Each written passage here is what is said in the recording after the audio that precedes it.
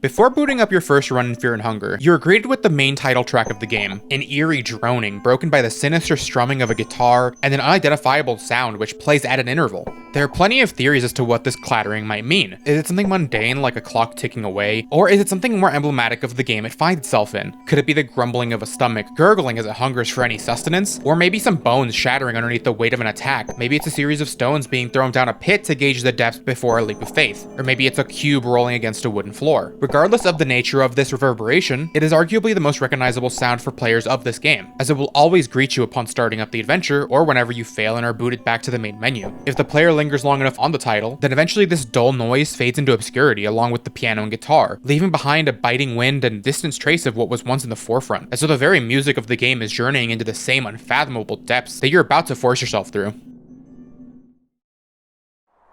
After picking your character, you're given a brief cinematic that offers the story of whichever adventure you choose. Before you enter the dungeons, each of the characters are already irreparably affected by the influence of its caverns along with the prisoner inside. Much like the characters who each had their lives interrupted by the prophesized man, the background music is cut off by the howling wind that takes over right before the track is allowed to flourish. The only aspect audible to listeners being the first promising chord, which symbolizes a potential that eventually fades away without ever being able to prosper. Without even setting foot into the dungeons of Fear and Hunger, the characters and player alike are already made to feel its oppressive influence. Once you finally reach the entrance of the rest of the game, it's notably silent. The only signs of life are the occasional cawings of crows that have found rest on a horse's carcass nearby. The crows offer some illusion of companionship. A creepy but familiar holler is far better than an unknown silence, after all. Unfortunately, nature's neutrality is short-lived, as the barking of dogs from far away begins to take center stage. The longer you wait, the closer that your aggressors become. The snarling creatures become louder as they approach to put a premature end to your adventure. If you take the front entrance, you've already lost, as the dogs now pierce the eardrums, and their cries are only subdued when they finally catch up and force a confrontation you're unlikely to come away from.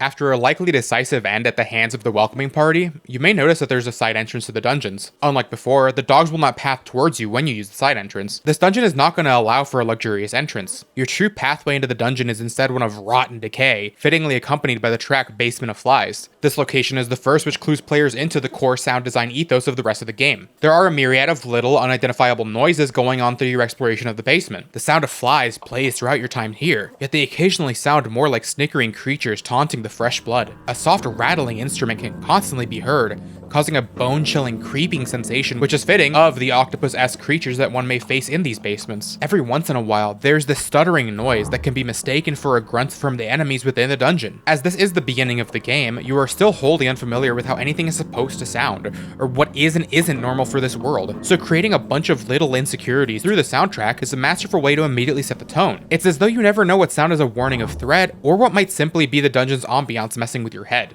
Whether it's the dogs at the entrance or the mana bus strewn throughout the basement, it is likely that the player has been forced into an enemy encounter at this point. Both the battle transition sound and the accompanying theme once again do a fantastic job of elaborating on the main point of Fear and Hunger. You should not be here, and you should not enter into any unnecessary conflicts. The bell-like sound effect has 0 ounce of triumph or adversity to it, as though entering combat is a resignation that there's no chance that you're coming out of this encounter as well as you went in. Likewise, the battle theme creates 2 scenarios that a player may find themselves in. The beginning of the track is almost entirely silence, interlaced with the cavernous background noises, only broken up by a rapid percussive instrument. If the player has an ideal combat encounter, they're not likely to hear much further than these aspects, giving combat an anticlimactic feel to it initially. The track is pure tension and stakes without any reprieve. If the track goes on longer, however, then that means you are either engaging a more powerful foe or having a far more difficult time with your enemies, which allows the heart-beating-esque drum to take center stage before being replaced by an otherworldly sounding tool afterwards. As the battle theme is often a key component to combat-oriented JRPGs, muted aggression is a wonderful distillation of Fear and Hunger, as the sinister undertones being hidden by this traditionally anxious opening is exactly what the game is about.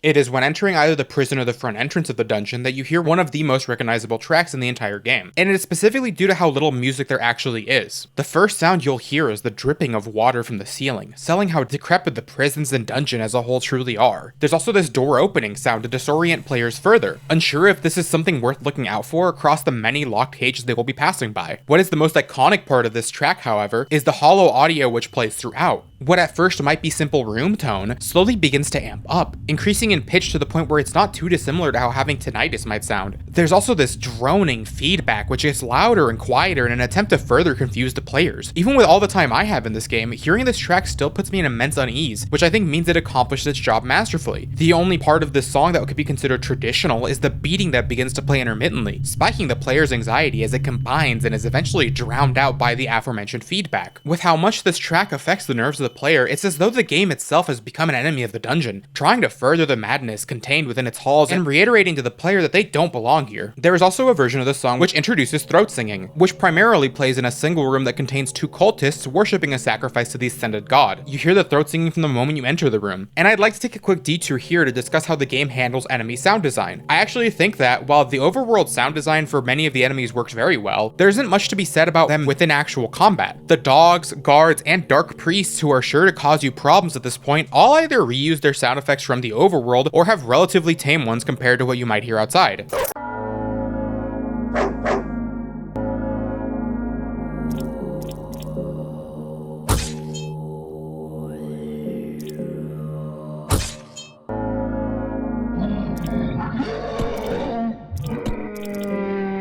This holds true for most of the enemies in the future of the game as well, but I actually don't think this is necessarily a bad thing. By the time the player has entered unintentional combat, they've already failed. When engaging with the enemies, players are far more likely to think about how to overcome the obstacles, and often how grotesque that the monsters they're about to face truly are. By letting the sound design take a step back for a moment, it allows the game's art and game design to be pushed into the forefront instead.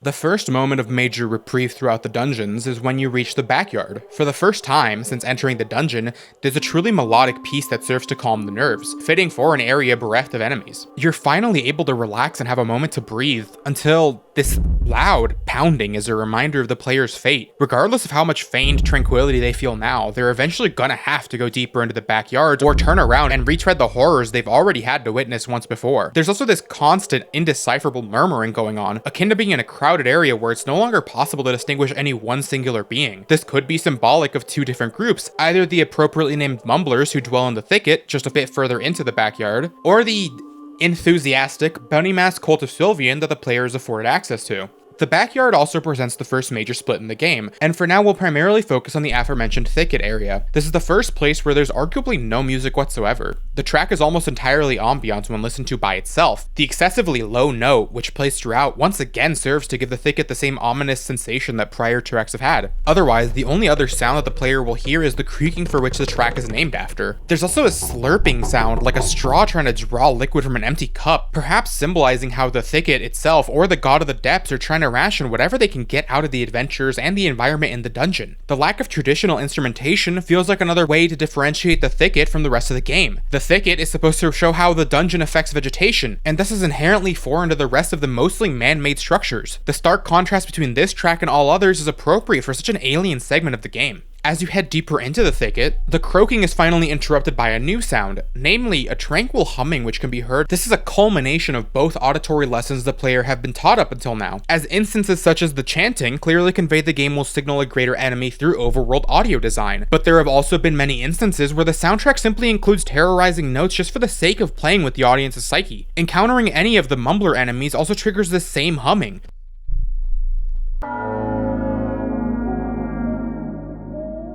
meaning the players are likely to already assign an enemy to this audio. This is a fantastic way to continue pushing the tension of the area without having to ever visually demonstrate anything new to the player. All of the fears and questions the player may have are entirely derived from how Miro utilized audio to imply horror without immediately spoiling what is hiding beyond the player's field of view.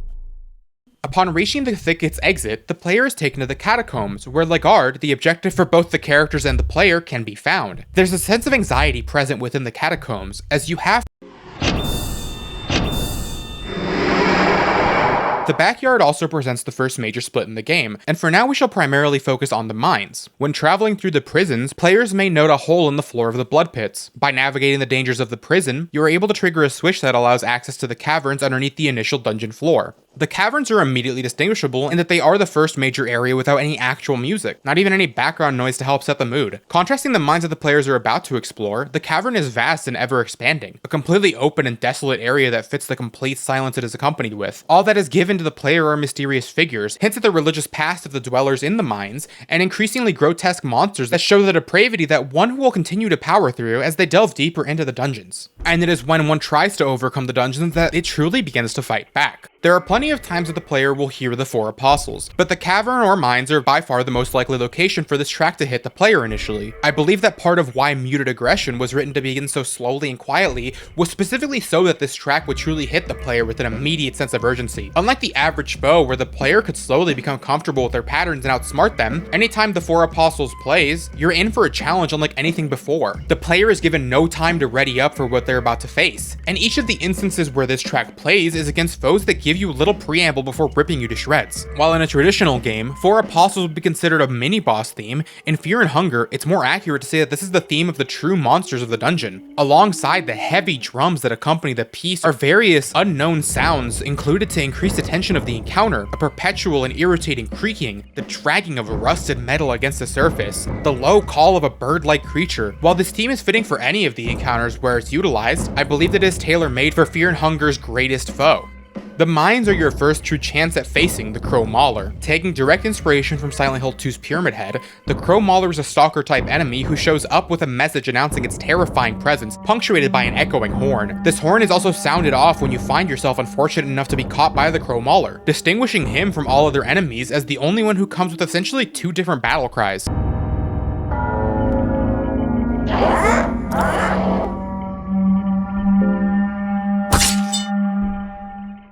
Crow-like shrieks further dehumanize the Crow Mauler, making the influence of the dungeon on this creature abundantly clear. The guards could be passed off as deformed people tainted by the dungeon, and most other enemies could simply be corrupted fauna that have taken residence. The Crow Mauler is the first enemy who seems to be a hybrid of the two, human in shape and appearance, yet unnaturally powerful and animalistic in his cries and ability to summon allies and peck away at your party. Even if you manage to run away, he's able to enter most parts of the map that the player may want to explore, making him an ever-present threat that can only be dealt with through proper planning at the cost of resources and potential lives. In all accounts, the Crow Mauler is the peak of game design within Fear and Hunger, melding visual and auditory horror to make sure the player will remain fearful of his presence even when he's no longer around.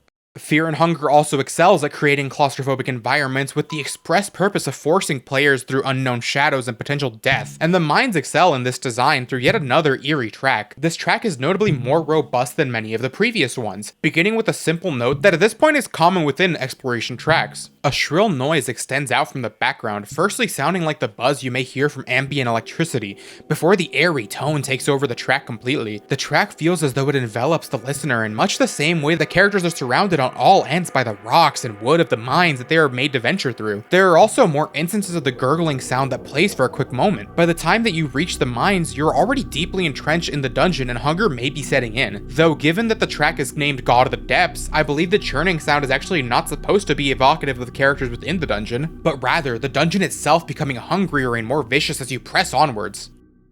Upon reaching the mine exit, the player is taken to the Catacombs where the objective for both the characters and player can be found. There's a sense of anxiety present within the Catacombs, as you've had to fight through increasingly disturbing entities just for the chance to save the prophesized man. This anxiety is reflected in the track itself, which feels like the most overt instance of the soundtrack replicating the beating of a heart. The track is entirely composed of these two beats, and it works perfectly, as this is where you will either figure out if you were fast enough to save Lagarde, or too late, foiling all of your plans up to this point. It creates a connection between the avatar and the one controlling them, and regardless of Lagarde's status, this pulse also represents the struggle and realization that making it this far into the dungeon also means you eventually need to trek your way back out. Deciding to explore past Lagarde will lead you to a large door. By raiding the nearby village for the mysterious Cube of the Depths, you can open the door leading to the dilapidated tomb. The Tomb of the Gods is an emotional point of no return for Fear and Hunger, and as such, serves as the transitional space between the first and second halves of the game. There's still the general dungeon ambiance, water droplets, low rumbling, and screeching feedback,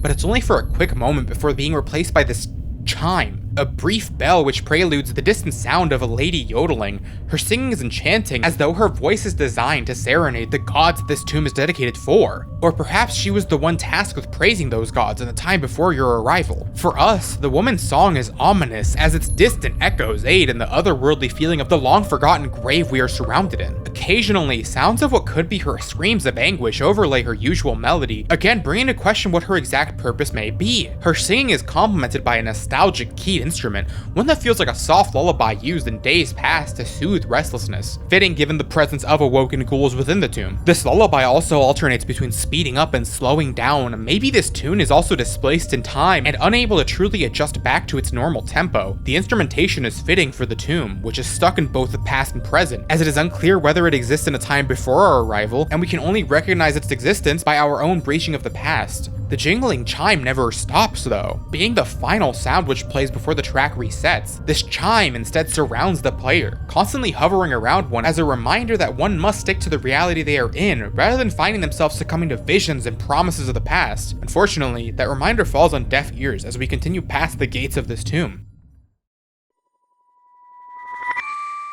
You should not be here. You have barely scraped by on medicine and bandages to keep your body together, and what was once a simple trip through a perilous dungeon now sees you uncovering the secrets of the gods buried underneath all along. After the immense difficulty that you have faced up to now, Mahabur Street serves as a reminder that you are an exceptionally small, arguably insignificant piece to the far greater whole. On the surface, Mahabur Street continues the melodic and wistful nature found in the Tome of the Gods, though unlike the previous track which fully played without interruption, Mahabur Streets is stopped almost immediately. Without the rewinding element of the song, then Mahabur Streets would honestly be a far more peaceful and calming tune. The reversal signals how out of their depth the player is when exploring a city not meant for them in a time far before their own. The tempo of this song is also ever so slightly off. Some of the notes drag on for just a little bit too long, but this serves to the horror that the music is supposed to instill in the players. The drawn out sounds are indicative of the fate that Mahabur is going to face, and how it is already on the course to its inevitable ruin. Mahabur Streets also excels in reminding you that there's far more to the city than just yourself. Unlike every other track in the game, Mahabur Streets does not include any form of lingering background noise. For as much as the atmospheric rumbling of the tracks aids in creating tension through the soundtrack, by the time you enter past Mahabur, you've likely already become somewhat acclimated to it. Therefore, the removal of any low tones serves as a subversion and method of storytelling. The past Mahabur is still lively, with the players walking past shadow people and golems created to inhabit the city, so it would not have any of the desolate ambiance that the other parts of the dungeon would. This is also where the unknown voices throughout the track come from. Any of the roaring or murmurs heard are diegetic in nature, giving some idea as to how the people of Mahabur view our disturbance,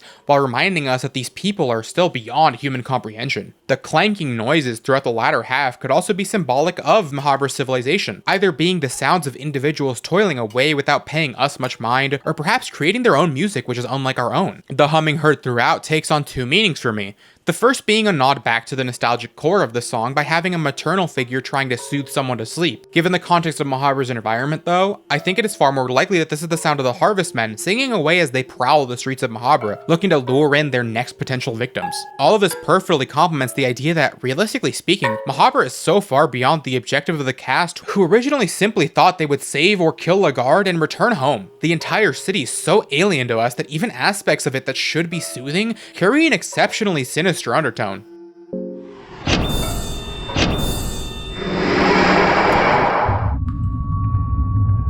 You should not be here, since there's nothing left for you. Or anyone for that matter. What was once the ancient city of the gods has now been reduced to simple rubble and vegetation strewn across the entire land. This gigantic city exists underneath everything you've just gone through, and it's worthless. The glory days of Mahabur are long past at this point, and Ancient City reflects this perfectly. The present version of Mahabur embraces the dull rumble which can be heard in many of the other tracks. Throughout all of Ancient City, this is the only sound which persists, because the once famed Mahabur is nothing more than a grim reminder of our past. The potential glory has faded away, and now Mahabur is just another part of the rest of the dungeons, thus the rumbling never subsides. The distant guitar is unlike most other instruments used in the OST, likely the only reminder of the extravagance that Mahabur used to have. This is fairly similar to Tome of the Gods, which used the singing and lullaby accompaniment to give the forgotten past a presence even in a time where it no longer exists. The only chance that Mahabharata has is by embracing the past. And I also think this is why we hear the return of the clattering noise from the introduction of the game. To me, the sound is actually that of the Cube of the Depths, an artifact capable of transporting back to the golden age of Mahabharata. Ancient City is the only other track that you can hear this clattering, and I think this is in part because it is a literal symbol of the player regressing back to the start of a particular save. We know that Mahabharata has had a bountiful history to reach this tragic conclusion, and the player shares that sentiment through the perilous trail they were forced through to reach this decaying landscape. Therefore, the noise is both a reminder of the adventure you've taken up to this point, as well as further encouragement that you may have no choice but to continue onward despite the unknown terrors. The lack of influence that Mahabharata and the new gods have over the world can be felt in the present version of the city in an intelligently subtle way. Each of the new gods have their own sector of the map which we must confront them in, but in the present these areas are each devoid of their own track. The Temple of Torment shares the music with the rest of present Mahabharata, simply continuing to loop Ancient City upon entry, while every area with Valtiel's influence is completely empty on music.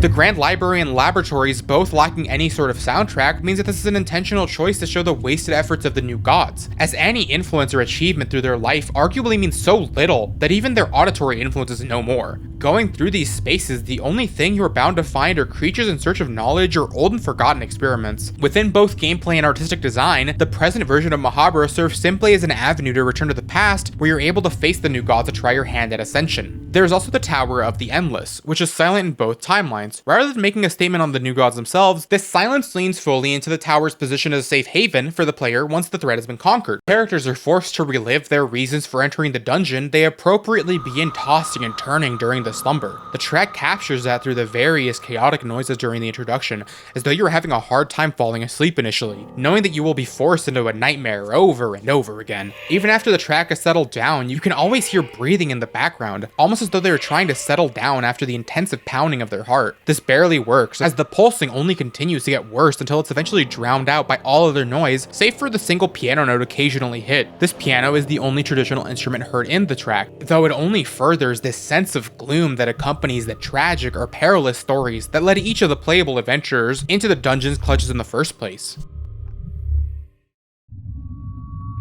Song for Torment shares the initial whining pitch with Ancient City, as both of these songs immediately use the motif to remind the player of exactly where they are. On one hand, the pitch actually does somewhat resemble Mahabharata Streets' intro, while far harsher, these introductory screeches only playing in the tracks involving the city create a motif throughout the latter half of the game.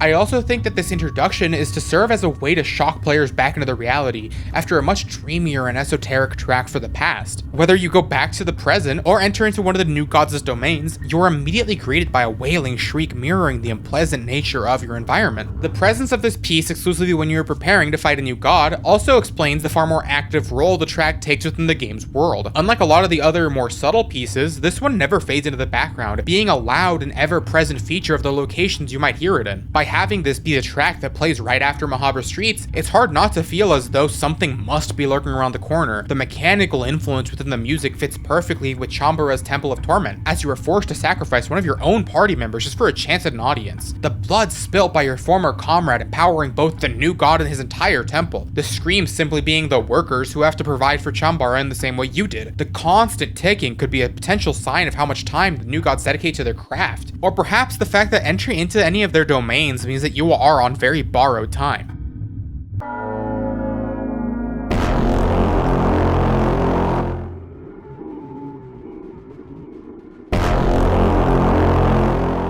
I mentioned earlier how most of the monsters in the dungeon have some kind of sound which begins the combat sequence, and the main reason to bring this up is because the gods of Fear and Hunger explicitly do not. Instead, what the player is faced with is this blaring tuba as they begin to realize the mistake they made picking a fight with a god. This one note is pivotal in making every single godly encounter the most horrifying in the game, fitting given their status within the story. Wholesome Anxiety takes the same general lessons from the 4 apostles and simply cranks them up to 11, not just in the intro, but also in creating further anxiety through the empty space in between major beats. By having rhythmic tones make up a chunk of the boss theme, you not only give the visual design of each god time to shine, each new god has some sort of transformation that they go through that furthers the stakes of the encounter while fitting Pulse and Anxiety perfectly. Whether intentional or not, the song complements the transformations of the new gods, regardless of what part of the track actually plays. You either get the more subtle lulls, in which your concern spikes, unsure of what the next move should be or what the boss is doing, or you witness the boss rising out from a pool of blood while the heart-stopping instruments begin blasting once more. Despite how stressful of a song this is though, it is not purely hopeless. The quieter section exists largely to make the loudest aspect of the song pop more,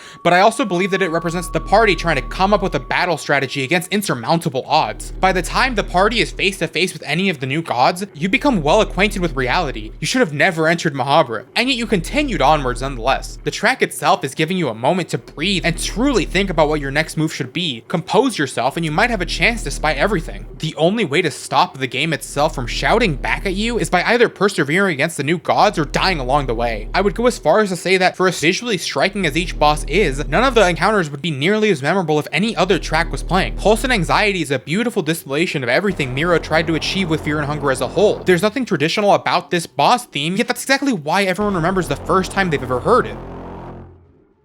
And after finally proving your worth against the might of the new gods, it is now your time to sit on the throne and unlock your hidden potential, or feel the stinging betrayal for the man who believes the ends justify the means. Regardless, you'll be transported to a place completely devoid of humanity and spirit.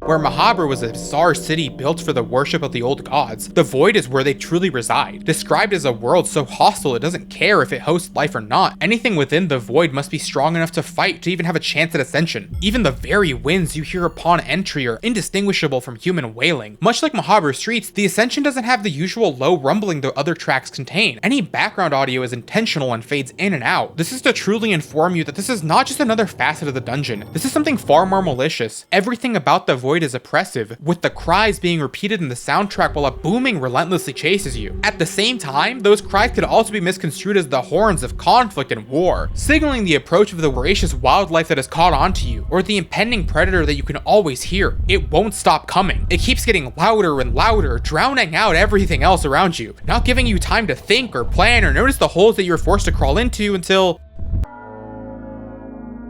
you see it, and you can't do anything about it. It keeps coming closer as you feebly try to damage it from afar, barely able to hit the monster before it shows you what this uncaring world has in store.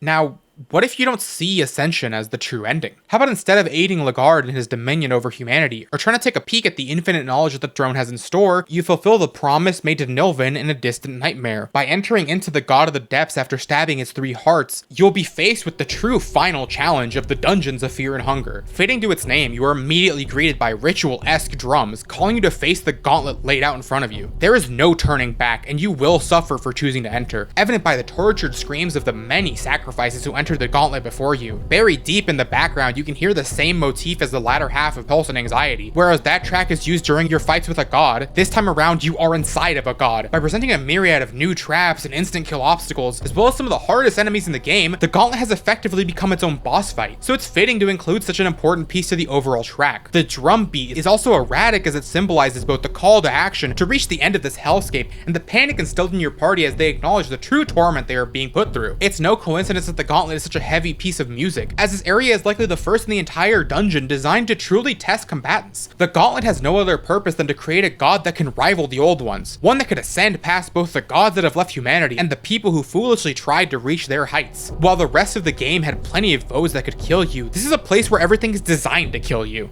If you adhere to Nilvin's wishes and aid the girl in her ascension, then the final level of the Dungeons of Fear and Hunger is reached. The eponymous god brings you to level 10, and this time around you hear the main menu theme again. The key to understanding the menu track is recognizing that it has always been there to give you some time to reconcile with your fate and understand what could have been done differently. Whether it be against a simple guard or trace of the old gods, dying will always bring you back to the title screen, leaving you to ponder how things could have changed and what you should have done better. This same principle still applies now, as your character crawls on the floor unable to combat the god that they had helped raise. The cinematic before the ending allows you to move around or simply sit as the god of fear and hunger speaks to you, meaning that you are once again given time to think about your journey and if this is even the ending you're satisfied with. Was it worth going through the gauntlet just to die off at the end? Was there a point where you could have turned back? Is there a way to truly defeat the gods of this world? As you are comforted by your old companion, the title screen fades away, because these questions don't ultimately matter. For the first time, you're not able to simply go back to the title screen and try harder for a different outcome.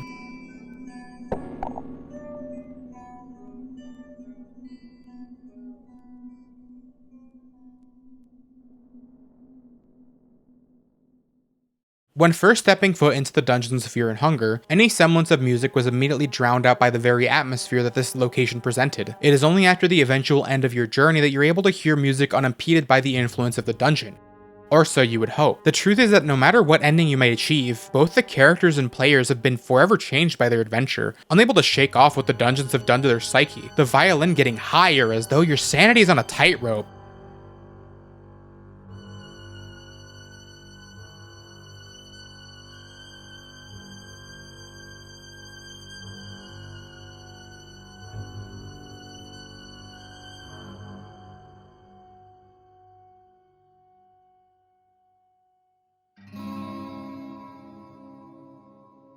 Before the tension breaking thanks to an interrupting guitar. This guitar is reminiscent of the one used in the main menu track, though this time around it isn't tuned quite right, just as you're not quite the same as when you first booted up the game.